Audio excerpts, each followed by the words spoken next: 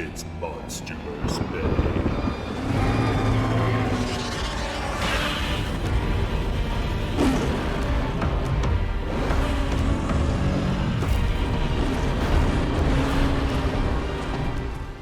The hype for the MonsterVerse reached unprecedented levels leading into the release of 2019's Godzilla King of the Monsters. One of the ways Legendary Pictures capitalized on this was through the release of Godzilla Aftershock, a sequel comic to 2014's Godzilla and prequel to the upcoming picture. Godzilla Aftershock was written by Arvid Nelson, returning from Skull Island: The Birth of Kong, while Godzilla Awakening's cover artist Arthur Adams returned to provide the wonderful variant cover for Aftershock. This comic was illustrated by Drew Edward Johnson, who would become a staple of the MonsterVerse comics. Christopher Schei provided the hyper-realistic main cover for the comic, which was released only days ahead of Godzilla King of the Monsters. The story begins with a series of ancient artwork sketched on stone tablets in the 11th century BC, where a group of Phoenicians washed ashore in Japan, greeted by locals. They witnessed the emergence of a Godzilla-like creature called Dagon. Worshipping Dagon as their god, the humans lived in peace alongside the empathetic Titan.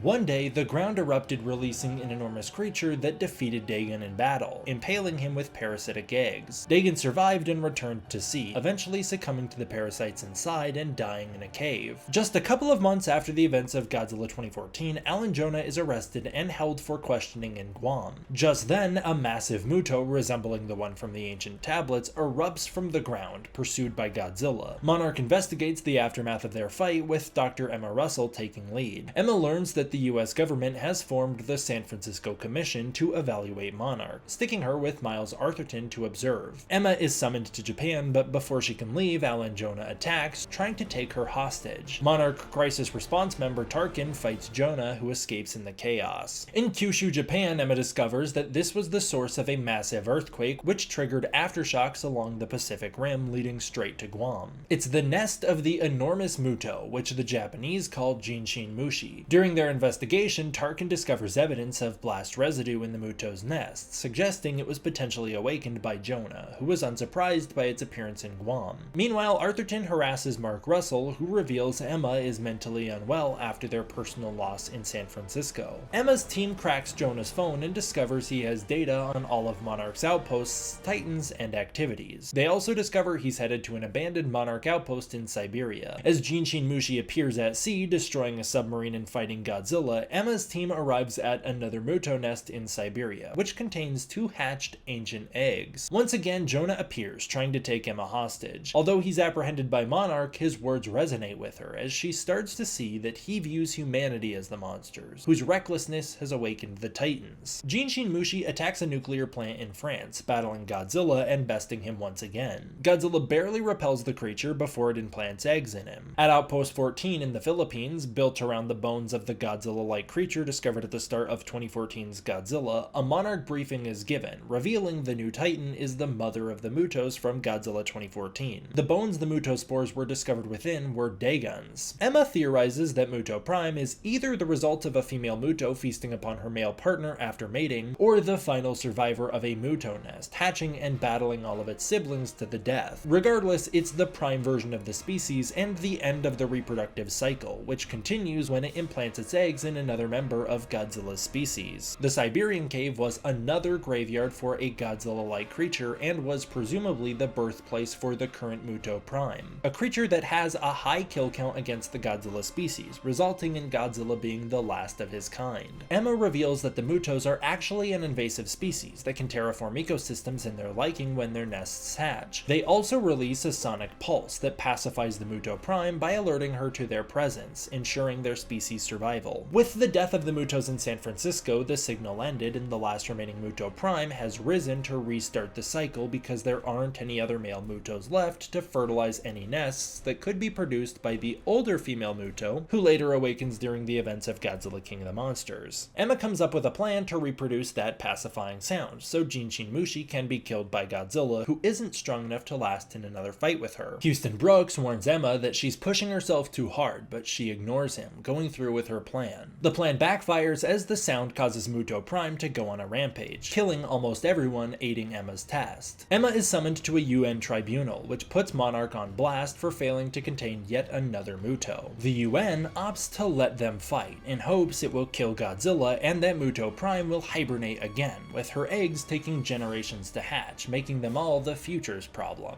Disobeying orders, Miles helps Emma steal her prototype device called the Orca, which can tune into any animal's bioacoustics.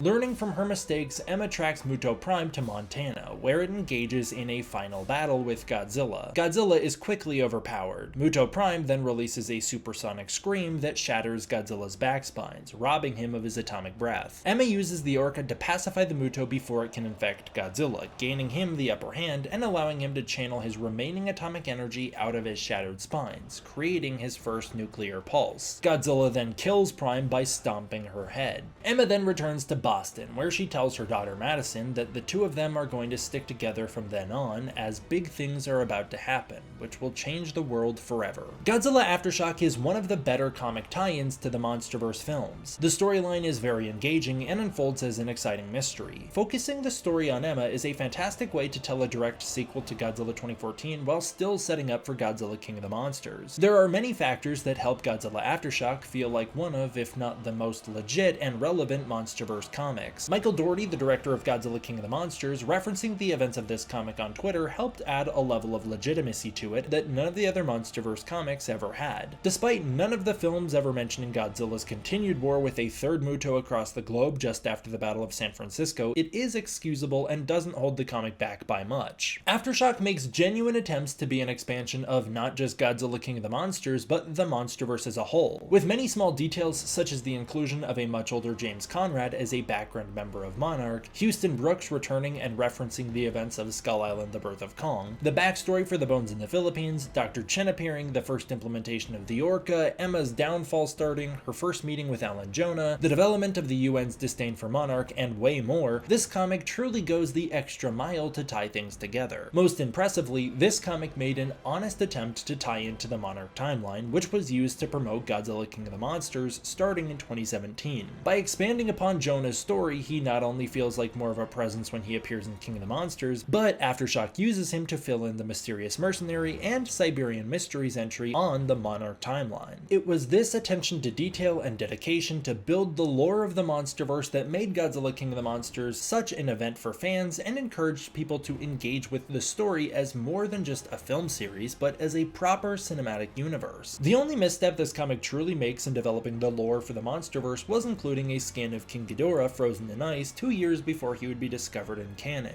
Aftershock isn't without its flaws. While the story is decent, this is the wordiest MonsterVerse comic ever written. Starting with Chapter 3, things get very convoluted as a massive exposition dump occurs in the Philippines. Due to an unknown contractual obligation with Toho, Dagon must be referred to as a Godzilla-like creature rather than one of Godzilla's species, leading to the comic creating unneeded ambiguity as to Godzilla's lineage. While promotional materials claim this is the story of how Godzilla wound up an endangered species, and the 2014 film already established Godzilla is one of many, this starts the trend of overcomplicating Godzilla's history to avoid contractual conflict. Additionally, the entire backstory for MUTO Prime becomes overly complex, as we are given two separate and equally likely scenarios as to how MUTO Prime can be born. The MonsterVerse would continue to do things like this, not committing fully to their ideas, as a safety blanket to retcon things later if they came up with different ideas, starting the cracks in the foundations of continuity. Aftershock's artwork also leaves something to be desired. The art is simplistic and at times a little strange, with characters going off model or being drawn in very awkward ways. Godzilla's posing is often reused from panel to panel, making the action feel stiff and the artwork appear lazy. Lots of Godzilla's poses are pulled directly from films, figures, or promo assets, cheapening the entire book. As for MUTO Prime, it is my least favorite MonsterVerse Titan design. It's overly complicated with too many limbs that serve no function. The creature barely resembles the MUTOs that inspired it and has always felt very over-designed. Aside from these missteps, Godzilla Aftershock is still a worthy read, coming in towards the top of the list for my favorite MonsterVerse comics. The story is a well-thought-out expansion to the universe, with connections to every previous entry so far. It also enhances the experience of watching King of the Monsters in many ways. Most directly, this comic provides the reason for why Godzilla's spines change from film to film. Other than that, it develops Emma Russell's character, showing how unstable she was after San Francisco and sets up for her downfall. This is the story of her first meeting with Alan Jonah and reveals why she would go to him, as his words made sense to only her. With loads of smaller setups for the next MonsterVerse film and lots of fun action, I highly recommend Godzilla Aftershock to all Godzilla and MonsterVerse fans looking to engage with the universe on a deeper level. Thank you so much for watching another episode of MonsterVerse May. I really appreciate it. If you want to see upcoming episodes of MonsterVerse May early, get access to the Discord community and more, please consider supporting the channel using the Patreon linked in the description below. By supporting the Patreon, that is the most direct way to support this channel and to make sure that I can continue to make videos like this for you. Thank you so much for watching. I hope you enjoyed. I will see you guys next time for the next one. D-Man out.